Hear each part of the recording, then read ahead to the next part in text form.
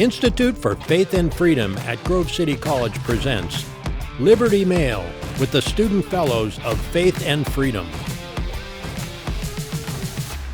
Welcome to episode 4 of Liberty Mail. I'm Katie Kenlein. And I'm Grace Reilly. And we're coming to you live from the underground studio at Grove City College for the Institute for Faith and Freedom. Since the war began in Israel Saturday, October 7th, when Hamas fighters and terrorists invaded Israel from Gaza, we've been watching the international reaction. So we're going to dive into that today.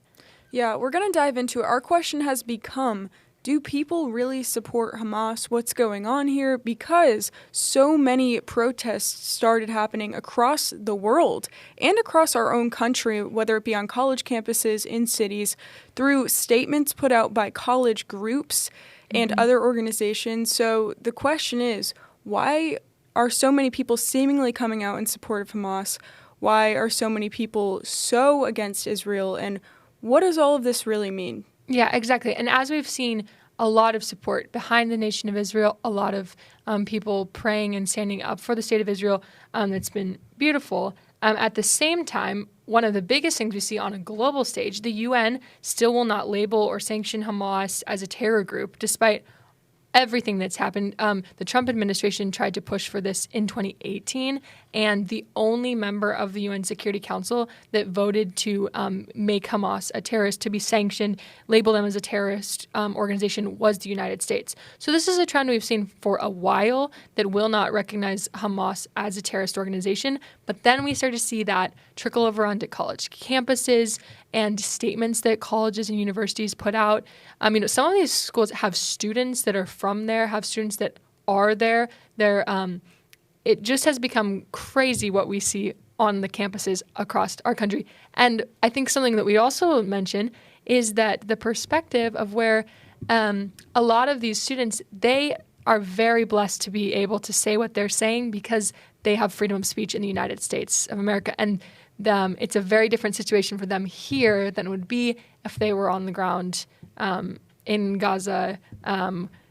Yeah, absolutely. I think that one of the clearest examples that exemplifies what you're talking about is photos that surfaced from protests, specifically in bigger cities, where people were holding signs that said, "Queers for Palestine." Now, for anyone who knows anything about first of all, what Hamas's reign is like, because Hamas is a terrorist organization, and anything about what would happen if you go to countries in the Middle East, saying that it just is completely inconsistent, and they probably would not last very long there. Mm-hmm, exactly. It's the blessing of them being able to have free speech in the United States. The people who They do not, I don't know if they really wish that they could be in the Palestine state right now, or that they could be, the difference between the terrorism that's reigning there and the freedom that's reigning here, because we have a beautiful democracy and republic, it's very different. But unfortunately, in all this free speech, we see a lot of things that are really shocking. Maybe we thought we're not in this moment really still, or this is what universities and students are saying. One of the biggest things here in Pennsylvania, the Huntsman, John Huntsman, his family, he served in the administrations of, I think, every president from Reagan to Trump. He was an ambassador to China under President Obama, very influential family. He, this week, said that he's pulling all of his funding for Penn, because he said Penn has become deeply adrift in ways that make it almost unrecognizable, that moral relativism has fueled the university's race to the bottom. This is a university, he graduated from there. This is where he gave them millions of dollars, and he has pulled his support because they would not stand with Israel, would not take any stance condemning terrorism or condemning the violence of Hamas. This is what we see as complete here, like moral relativism run rampant on college campuses in the U.S. Yeah, so we're going to break down a few of the things that we are talking about that universities put out, and also what kinds of chants and speeches and support was going on at these protests. But just quickly to backtrack just a little, I thought of another example that I think is a really good one where free speech, yes, we have to tolerate it, but the solution is to come back at speech that may be like this with more speech. That's the wonderful thing about being in the United States. One thing that was really interesting, so the timing of this was right after Hamas's attacks on Israeli citizens. So this was around the weekend of the October 7th, 8th, 9th, that area of time where all we really knew were the horrific crimes that were committed against Israeli citizens by Hamas, the horrific terror. And people at that point in time were coming out in support of Hamas. One example is Mia Khalifa, who is, I think, one of the most world-famous adult film stars. And she is in the United States now, but is from Lebanon. And she made statements basically to the point of supporting Hamas, saying that Israel deserved it in a sense, and statements of that nature. And what a lot of people rightly pointed out was for her line of work, if she were to go back to her home country, she would likely be killed, beheaded. And it's really crazy stuff where do people not understand the reality of this or not? And some of the things that happened on college campuses, there were a variety of statements. The most well-known was Harvard's statement. So a variety of Harvard student groups put out joint statements signed by their elected officials in support of Palestine and Hamas and against Israel, and that received a tremendous amount of backlash, which we'll get into more. But Columbia, and not from the college, from everyone else. So backlash from everyone else. We can actually just jump to that now. What happened was, so Harvard students make this absurd statement following the massacres that occurred. And again, this is an immediate statement after the massacre that weekend. So they make this statement, and now big donors are pulling out. Multi-million-dollar contributors, big donors have pulled out of funding for Harvard because of this, kind of like what you said with Penn. And in addition to this, the students' names who signed this were published, and now they've gone back on their statements because it will probably impact potential employment opportunities. And Elena Mastrangelo summarized this on X, so she's a reporter for Breitbart News, and I just thought it was a really good overview of what happened with Harvard. She said, if you're ever feeling bad about yourself, just remember 30-plus students groups at Harvard signed a pro-Hamas statement in response to 1,000 Israelis being slaughtered, and then the Ivy League university was too cowardly to condemn them, so said nothing, until nationwide backlash mounted, at which point they released a statement which they made no mention of their student groups, so they continued to receive backlash, at which point they released a follow-up statement trying to distance themselves from their student groups. And now the students themselves are scrambling to take back their statement upon realizing that future employers don't want to hire terrorist sympathizers. The people who are supposed to be among the most intelligent in our nation clearly aren't intelligent at all. So that was a good statement, I think, that went over the entire thing that happened. But just to list a few other schools, Columbia University, Students for Justice in Palestine posted on its Instagram page right after the attacks about the, and I quote, inevitability of resistance as part of the struggle for decolonization. George Washington University, another one who made the news, and their Students for Justice in Palestine weighed in on the devastation in Israel by saying, we will be caged no longer.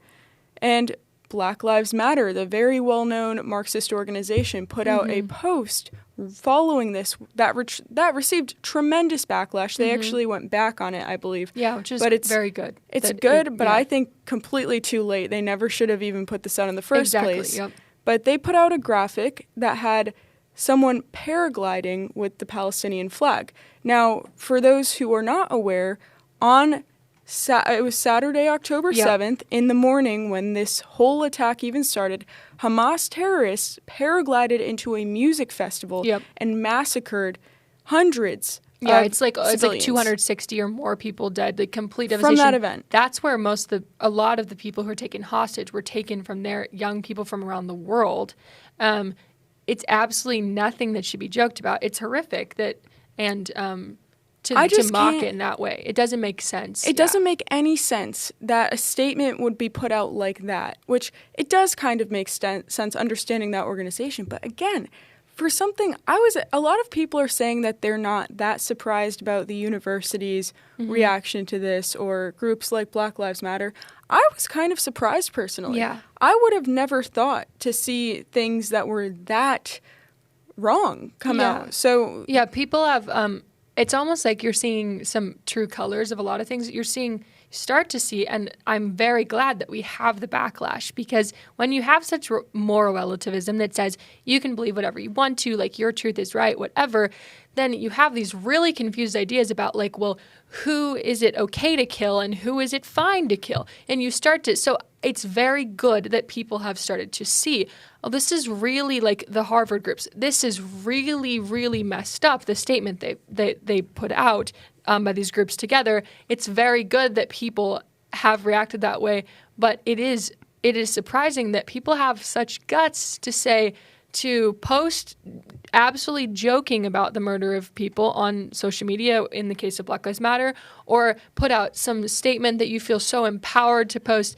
that's really standing for nothing at all, like these groups that we've seen across the country. It's wild.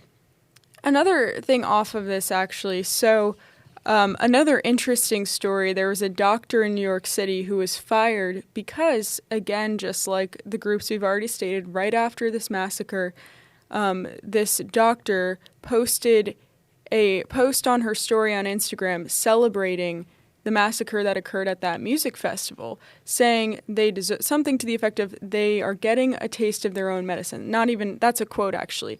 So in response to a video of this massacre saying the Israelis are getting a taste of their own medicine, which is something, again, never thought I would see.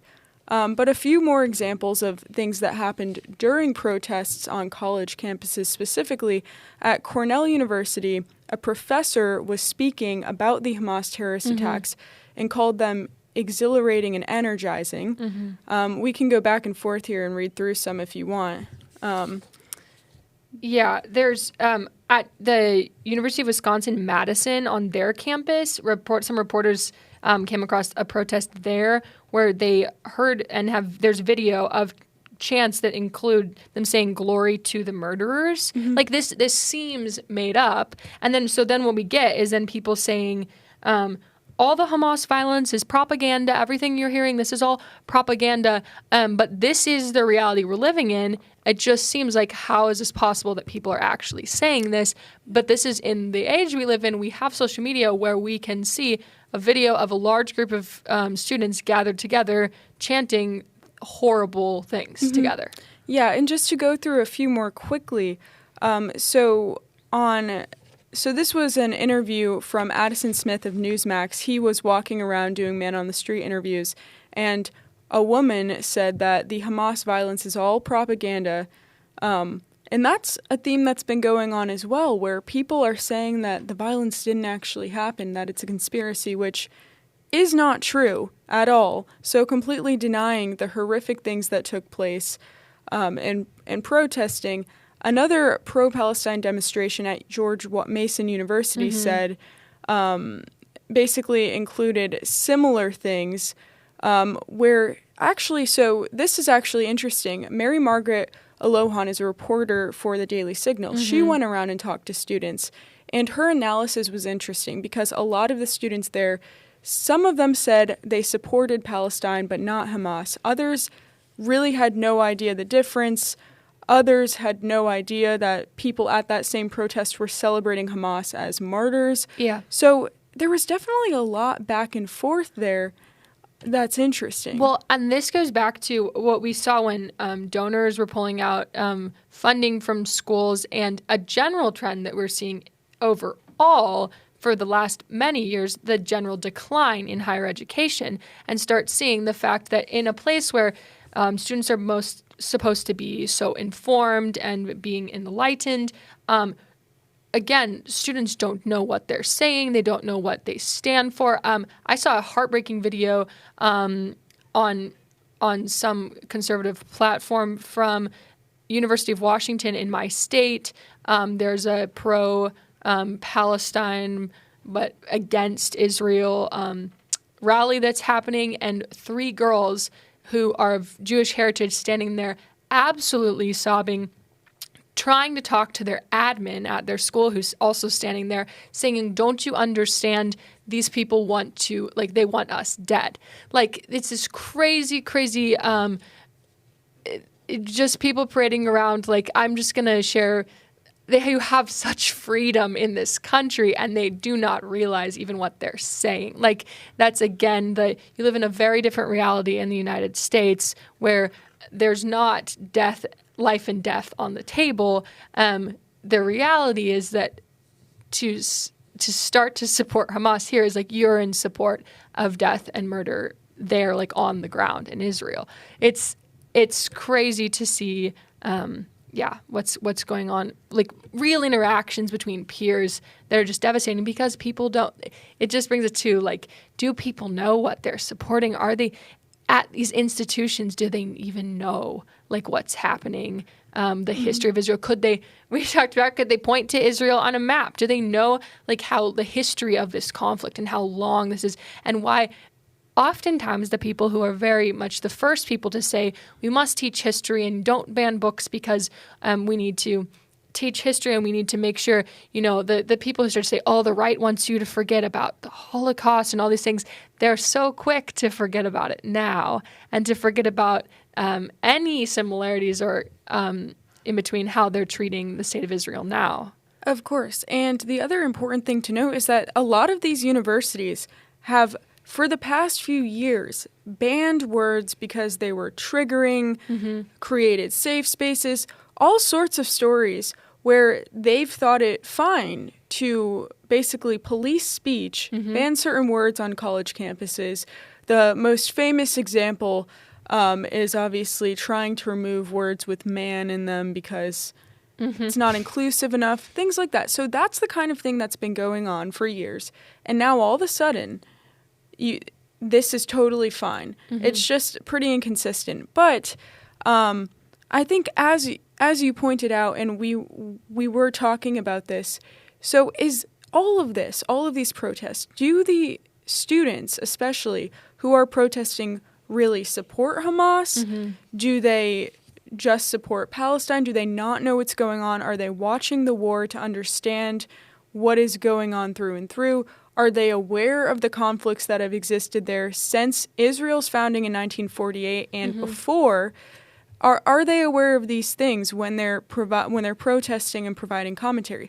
I would bet probably not. I would bet that right now a lot of people are saying this is the right thing to do, stand for Palestine, and a lot of people are following that. Now, the other distinction that should be made is that Israel is not fighting against Palestine. Exactly.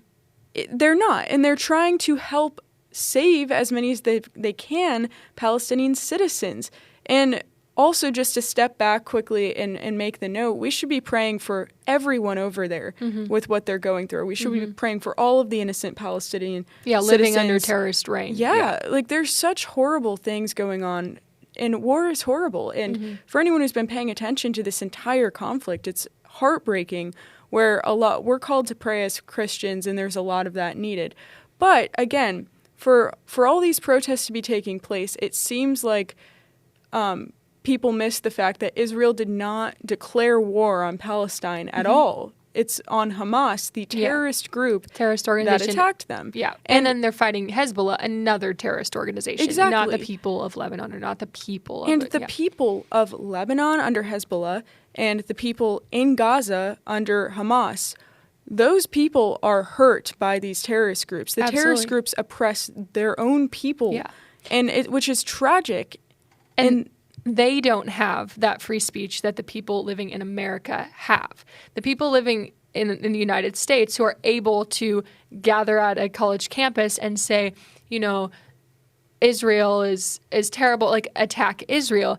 They do not have any free speech or free assembly under Hezbollah or Hamas rule. There is no way that they have that freedom. No. There would not be women able to be there. There would not, there's some blindness. The other here. note, too, to make is that it is also true at the same time that there was the past few years large support where Hamas was elected. Yeah. And was polling recently at 53% That is approval. true, yeah. So it's worth noting that there are also many people and many Palestinians who support Hamas. And we've seen Palestinians across the world celebrate what Hamas did, call them martyrs, call these acts justified, say all sorts of things. At protests, people are chanting, "From the river to the sea, Palestine will be free." What does that mean? Well, that means getting rid of Israel. And what does that mean? So these are not peaceful things to be chanting, especially in response to what happened. And again, the question is, this was another interesting video where someone was asked, they were holding a sign that said, "From the river to the sea, Palestine will be free." The reporter asked, "So what happens to Israel?" The person instantly walked away, didn't want to answer the question. But again, it's a messy, messy situation that needs a lot of prayer. And I don't know the answer to how many students genuinely support Hamas. I think some do and have made that clear by the things that they've said. Some do support Hamas, think what they did was justified and necessary. But there are also plenty of students who probably don't and don't realize what they're aligning themselves with. Yeah, and it's a sad day when we say what has happened, where a generation that thinks, so informed, we have so much access to so much, we have so much access to so much media, and can just look through we've seen so many pictures and horrible images online and just look through and say, oh, you know what, I like to live in this land of moral relativism, and that's something that that's not reality, and we can't live in that. And I'm grateful every day for truth that cuts through darkness. But man, we have to keep praying. Yeah, absolutely. Prayer is so, so important, and that's one thing that we can do. And this is a conflict that is so complicated that to try to fit it into a quick episode like this is pretty much impossible, where there's obviously plenty of things that we missed, didn't have enough time to get to. It's such a deep and right now heartbreaking and horrific thing that's going on and has gone on. It's just very, very sad, and prayers are important. But thank you so much for listening to this episode. We will have more for you next week, next Thursday. So be staying tuned and looking out for the new episode coming up. And we thank you for joining us today and ask that you would like and subscribe to stay up to date with our latest episodes. For more information on the Institute for Faith and Freedom, visit faithandfreedom.com.